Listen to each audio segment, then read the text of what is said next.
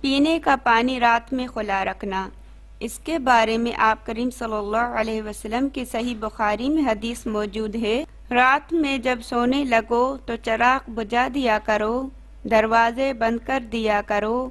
مشکوں کا منہ بند کر دیا کرو، کھانے پینے کے برتنوں کو ڈھانپ دیا کرو، اگر ڈھانپنے کے لیے کوئی چیز نہ ملے تو بسم اللہ کر کے کوئی لکڑی ہو چوڑائی میں رکھ دیا کرو۔ اور ایک اس طرح کی دوسری حدیث ہے، یہ صحیح مسلم میں ہے، آپ کریم صلی اللہ علیہ وسلم نے فرمایا برتن ڈھانپ دو، مشکوں کا منہ بند کرو، اس لیے کہ سال میں ایک ایسی رات آتی ہے جس میں بلائیں نازل ہوتی ہے، اور جس چیز کا منہ بند نہ ہو اور برتن ڈھانپا ہوا نہ ہو تو وہ اس میں وبا اتر پڑتی ہے۔ رات میں سوالی کو کچھ نہ دینا، رات ہو یا دن، سوالی کو اگر دینے کے لیے کچھ ہے تو دینا چاہیے۔ اللہ تعالیٰ کا فرمان ہے، سورۃ الزاریہ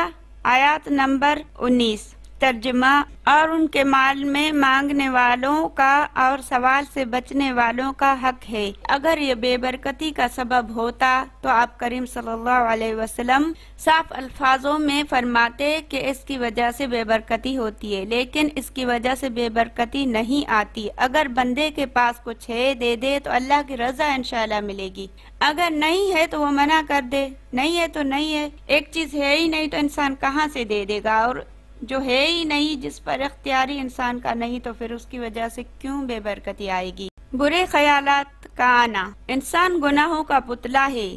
اس سے ہمیشہ غلطی ہوتی رہتی ہے، اس کے دماغ میں برے خیالات آتے رہتے ہیں۔ ایک مسلم کا کام ہے کہ وہ ان برے خیالات سے توبہ کرتا رہے،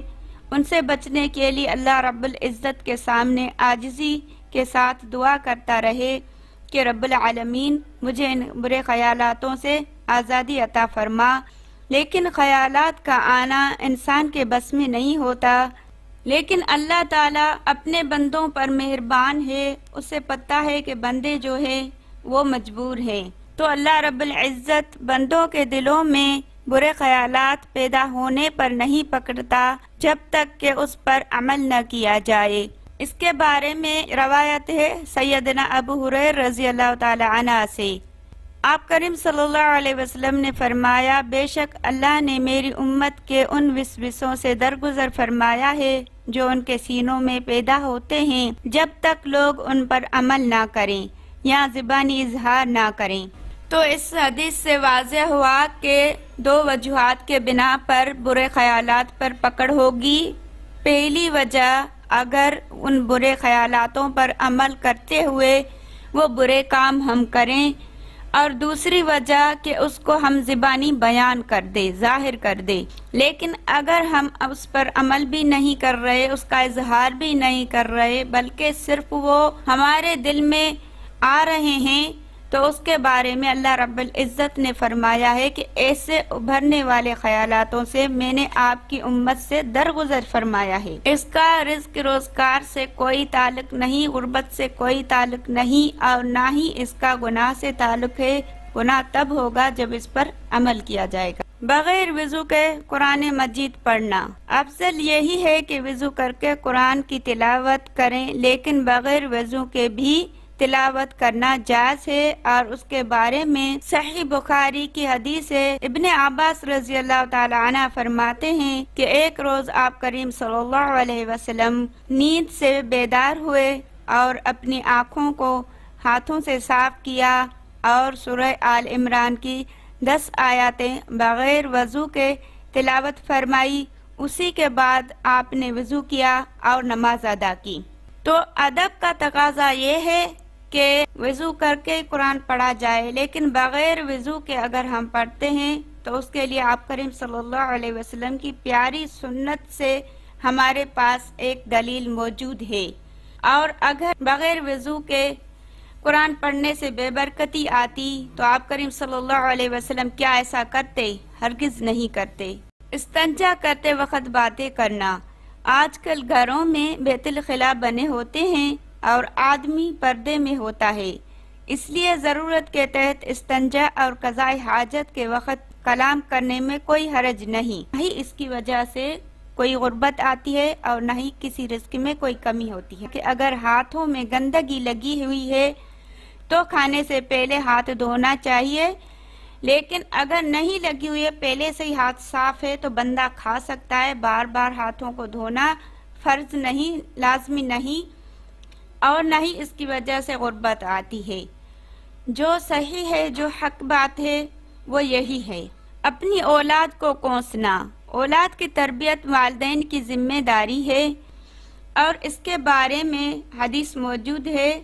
صحیح جامعہ، جب تمہارے اولاد 7 سال کی عمر کو پہنچ جائے تو انہیں نماز کا حکم، بچوں کے سونے میں تفریق سے کام لو، یعنی ان کو الگ الگ سلا دو۔ جب بچے 10 سال کے ہو جائیں تو پھر بہن بھائیوں کو ایک ساتھ سلانا نہیں چاہیے، بلکہ ان کو الگ الگ بستروں میں سلانا چاہیے۔ امام شافعی رحمۃ اللہ علیہ کہتے ہیں کہ تمام بابوں اور ماؤں کی ذمہ داری ہے کہ وہ اپنی اولاد کو ادب سکھائیں، طہارت اور نماز کی تعلیم دیں،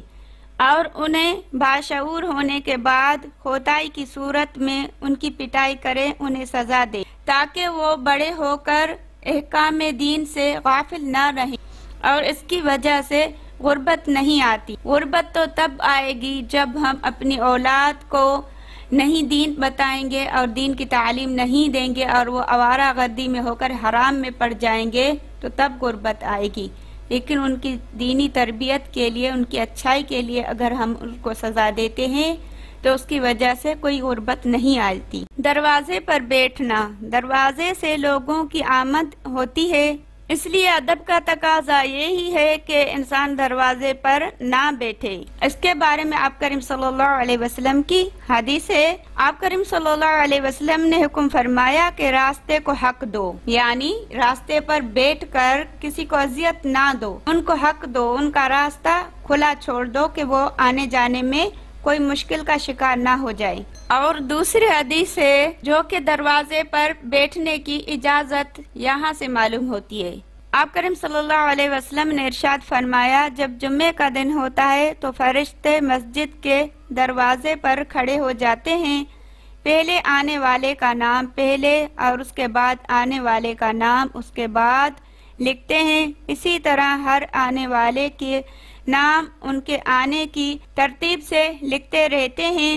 جب امام خطبہ دینے کے لیے آتا ہے تو فرشتے اپنے رجسٹر بند کر دیتے ہیں اور وہ خطبہ سننے میں مشغول ہو جاتے ہیں۔ تو یہاں سے پتہ چلتا ہے کہ اگر انسان کو پتہ ہے کہ یہ میرا گھر ہے، اس میں صرف میں ایک ہوں اور کوئی آنے والا نہیں، تو وہ دروازے پر بیٹھ جائے تو اس میں نہ کوئی حرج ہے اور نہ کوئی اس کی وجہ سے رزق میں تنگی ہوتی ہے۔ لہسن پیاز کے چھلکے جلانا، یہ بات بھی شیعہ سے منقول کی گئی ہے۔ ان کے کتاب جامع الاخبار میں ذکر کی ہے،